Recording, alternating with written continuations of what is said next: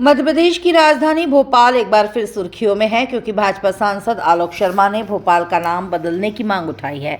आलोक शर्मा ने कहा, हमने कई जगहों के नाम बदले हैं, भोपाल का नाम बदलने की बारी है। उन्होंने कहा कि भोपाल को उसकी नवाबी पहचान नहीं बल्कि सांस्कृतिक और स्वाभिमानी इतिहास से पहचाना जाना चाहिए। सांसद ने कहा, भोपाल को अपनी संस्कृति, सभ्यता और परंपरा से नई पहचान मिलनी चाहिए। ये शहर नवाबों से नहीं अपने स्वाभिमान से जाना जाए। उनके इस बयान के बाद राजधानी की सियासत एक बार फिर गर्मा गई है। कांग्रेस नेताओं ने इसे राजनीतिक स्टंट कहा है तो भाजपा कार्यकर्ता इस मांग को संस्कृति सम्मान का अभिमान बता रहे हैं।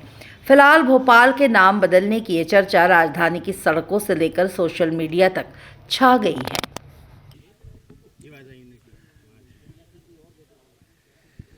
पूरा देश हर्षोल्लास भरे वातावरण में देश के लौह पुरुष सरदार वल्लभ भाई पटेल की 150वीं वर्षगांठ मना रहा है। देश के यशस्वी प्रधानमंत्री आदरणीय नरेंद्र मोदी जी ने सभी हमारे सांसदों का आह्वान भी किया है कि अपने अपने संसदीय क्षेत्र में हम 3 दिन की यूनिटी मार्च के नाम पे पदयात्रा निकालें। कल हम भोपाल संसदीय क्षेत्र में भोपाल में यूनिटी मार्च 3 चरण में निकालेंगे। 3 चरण में हम ये पदयात्रा करेंगे। कल भोपाल का जो वल्लभ भवन है उसके सामने जो पार्क है वहाँ लौह पुरुष सरदार वल्लभ भाई पटेल की प्रतिमा लगी है। वहाँ के ऊपर हम सभी पदयात्री एकत्रित होंगे। वहाँ पे प्रदेश के यशस्वी मुख्यमंत्री डॉक्टर मोहन यादव जी से भी हमने स्वीकृति मांगी है। जैसे ही स्वीकृति मिलेगी वो भी कार्यक्रम में शामिल होंगे। हमको अभी जो स्वीकृति है ये प्रदेश के यशस्वी प्रदेश अध्यक्ष हेमंत खंडेलवाल जी, चेतन कश्यप जी जो हमारे प्रभारी मंत्री हैं, भोपाल के जो हमारे मंत्री हैं भाई विश्वास सारंग जी, भाई कृष्णा गौर जी, भगवान दास समनानी जी, रामेश्वर शर्मा जी और हमारे महापौर मालती राय जी, पूर्व विधायक हमारे ध्रुव नारायण सिंह जी, पूर्व सांसद आलोक संजर जी, हमारे जिला अध्यक्ष, सभी जनप्रतिनिधि इस यूनिटी मार्च में शामिल होंगे। कल प्रातः ये जो हमारा यूनिटी मार्च है, जो ये पदयात्रा है, वल्लभ भवन पार्क से प्रारंभ होकर पुरानी जेल से पुराना control room, Kushabhau Thackeray convention centre से रोशनपुरा, न्यू मार्केट से होती हुई टॉप एंड टाउन हमारे ग्राउंड के ऊपर इसका समापन होगा।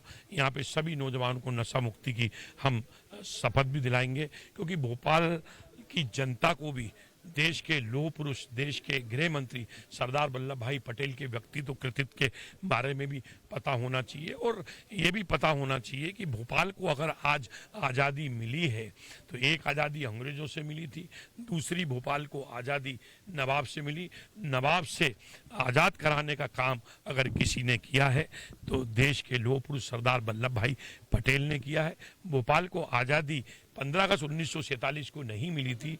भोपाल को आज़ादी 2 साल तक भोपाल के तत्कालीन नौजवानों ने इसका विलीनीकरण के नाम से आंदोलन चलाया।